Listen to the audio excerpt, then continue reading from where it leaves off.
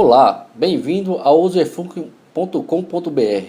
Hoje falaremos dos ajustes das tabelas de impostos, como a tabela de INSS, tabela de imposto de renda, tabela salário-família, tabela salário mínimo e dos encargos da empresa com relação ao FAP. Todos nós sabemos que quando existe um aumento na tabela de salário mínimo, um aumento do salário mínimo, reflete nas tabelas dos impostos. Ou seja, todo início de ano há um ajuste nas tabelas dos impostos. Então, nesse ano de 2016, o salário mínimo aumentou para R$ 880. Com isso, houve ajustes nas tabelas de INSS, imposto de renda e salário mínimo. Antes de passar isso para o sistema, vocês têm que buscar na internet os novos valores dos impostos. Então vamos deixar para vocês o site da Receita Federal, onde você vai buscar a tabela de imposto de renda, e o site da Previdência Social, onde vocês vão buscar os valores da tabela de INSS e da tabela de salário família. Após isso, com os valores em mãos, vocês vão abrir o sistema e vocês vão no caminho em atualizações, definições de cálculo, parâmetros. Observe que vamos mexer só nos parâmetros de 8 a 14, que é onde estão as tabelas. Então, a tabela de INSS, no parâmetro 8, pronto. Você vai clicar aqui em alterar, certo? Vamos observar aqui que existe um registro com o mês e o ano em branco, que é o registro, que é a tabela que o sistema busca para o cálculo atual, certo? E vocês têm também as tabelas de anos anteriores. Então aqui é o mês e o ano onde a tabela acabou, certo? Que é o que eu vou fazer agora para o ano de 2015. Então, ano de 2015, essa tabela de 2015, eu vou colocar aqui 12 de 2015, pois ela foi até o ano 12 de 2015. E setinha para baixo, vou incluir a nova tabela para 2016.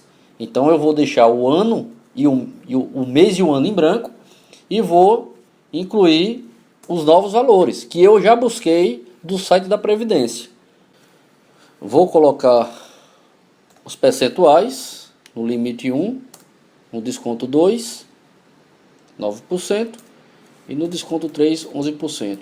Importante nessa tabela de INSS também você colocar os percentuais na dedução para imposto de renda, que será o mesmo. Por que isso? Para o sistema diminuir na base de imposto de renda o valor descontado do INSS.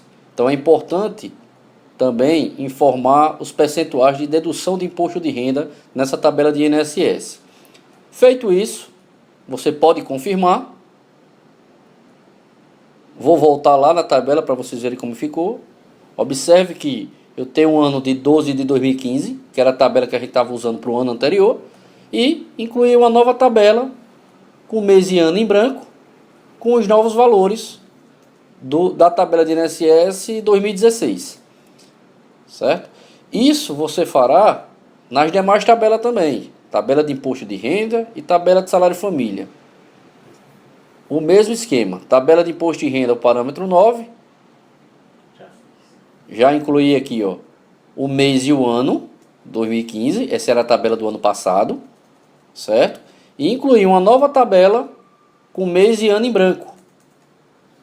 Nova tabela aqui do imposto de renda e seus novos valores para o ano de 2016. A mesma coisa fiz também com o salário família. Coloquei 12 de 2015 na tabela do ano anterior e incluí uma nova linha com mês e ano em branco com a nova tabela para o salário família. E na tabela de salário mínimo, a mesma coisa também. Coloquei o ano e o mês no valor do salário mínimo do ano de 2015 e incluí uma nova linha com mês e ano em branco para o novo salário mínimo de 2016. Suponhamos que o salário mínimo de 2016 no mês 7 tenha uma nova mudança por algum motivo e o salário mínimo aumentou para 980. Então, o que é que eu vou fazer aqui? Vou colocar o ano e o mês até onde esse salário mínimo foi e setinha para baixo, um novo valor para o salário mínimo. Então, a partir de julho de 2016, o sistema irá pegar o novo salário mínimo, que seria 980, certo? Essa alteração só poderá ser efetuada só no mês 7, que é a partir daí o sistema vai buscar esse novo salário mínimo que informamos aqui.